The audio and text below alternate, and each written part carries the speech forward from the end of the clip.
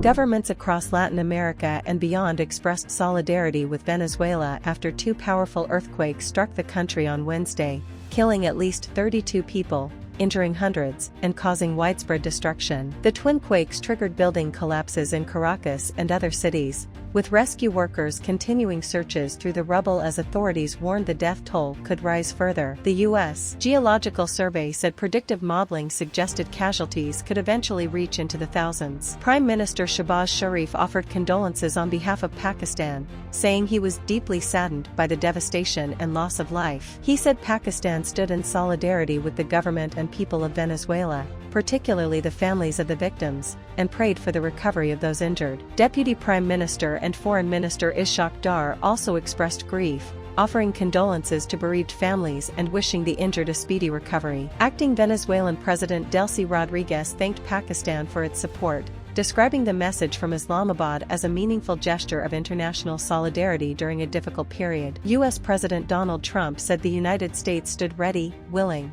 and able to help Venezuela following the disaster. In a statement, Trump said he had directed U.S. government agencies to prepare for a rapid response and assist Venezuelan authorities if requested. Mexican President Claudia Sheinbaum announced that emergency assistance was being prepared, including specialist rescue and medical personnel. President Nayib Bukele said El Salvador had prepared 300 rescue workers and paramedics, along with 50 tons of equipment, medicines, and humanitarian supplies for deployment to Venezuela. Brazilian President Luiz Inácio Lula da Silva expressed concern over the disaster and reaffirmed Brazil's commitment to supporting recovery efforts in what he described as a sister country. Cuban Foreign Minister Bruno Rodriguez said Cuban medical personnel in Venezuela had been fully mobilized to assist affected communities. Regional governments offer humanitarian aid. Argentina's government said it was closely monitoring developments and stood ready to provide humanitarian assistance through international organizations. President Javier Milei extended solidarity to the Venezuelan people despite political differences between the two governments. Uruguayan President Yamandu Orsi reiterated his country's willingness to provide any support requested by Venezuelan authorities. Chile's foreign ministry expressed solidarity with Venezuela and said Santiago was prepared to offer humanitarian and rescue assistance if needed. Ecuadorian President Daniel Noboa ordered immediate humanitarian aid deliveries, saying humanitarian concerns should transcend political disagreements. Costa Rica's government also expressed support, saying Venezuelans were not alone as rescue and recovery operations continued. Meanwhile, Dominican Republic President Luis Abinader announced that specialized search and rescue teams had been placed on standby to assist Venezuelan authorities. Spanish Prime Minister Pedro Sanchez offered Spain's full support to Venezuela and expressed condolences to the victims and their families. As rescue operations continue,